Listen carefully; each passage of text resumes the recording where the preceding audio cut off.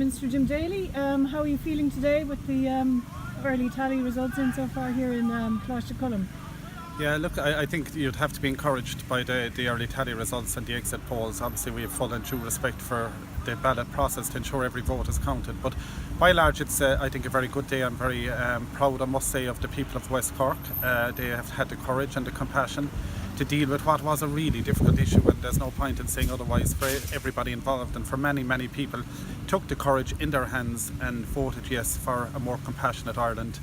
And I think people, showed that it was easier to light a match than curse the darkness when it came to this issue. And did you get any inkling on the campaign the way it was going to go? Because it looks like it'll be in or around the 60% mark in the Cork South West constituency, your own constituency.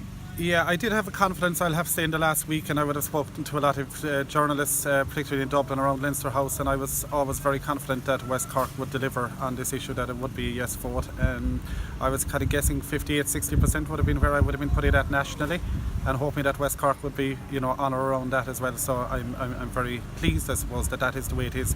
Look, we have been given our responsibility as politicians. We have to take this to the next step, and we have to deal with it. This is an issue that has been ignored for 35 years. The people have spoken. This isn't the end of compassion for women. This is the beginning of a journey of compassion, and real compassion, meaningful compassion for women. That journey begins today, it doesn't end on this vote. And are you happy you'll get consensus now when it comes to legislation? I am. Look, we live in a democracy, and I think every politician has to recognise their responsibility. We are mere servants of the people. We are not dictators. We don't tell the people what should happen. We have to, provide the leadership now that the people have looked for. So I don't think any politician can really claim a ground to ignore the will of the people who represent us, as long as we continue to live in a democracy. And your two constituency colleagues were advocating no vote quite strongly. So how do you feel, what does that say about the people of the constituency? Do you think that they kind of did not take that advice on board to any great extent? Well, look, I suppose, to be fair to my two colleagues, they had very personal feelings themselves, and they felt very strongly on the issue. And, I don't think anybody knew exactly how this result was going to pan out.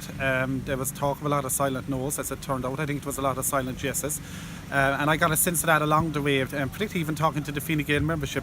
What struck me most in this campaign was the capacity of people to move, and to move along the way. And I know the exit polls show a lot of people didn't move during the campaign, but I think from talking to, and as I said, particularly the members of the Fine Gael party, was the capacity people had of all ages, of all demographics, and of every gender, or both genders, really had a capacity to move. So look, if two of my Oireachtas colleagues voted no, they chose to do so for their own reasons, and I respect that absolutely, and I respect everybody who voted no.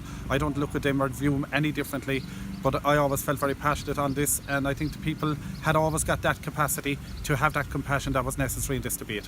Thank you very much, Minister.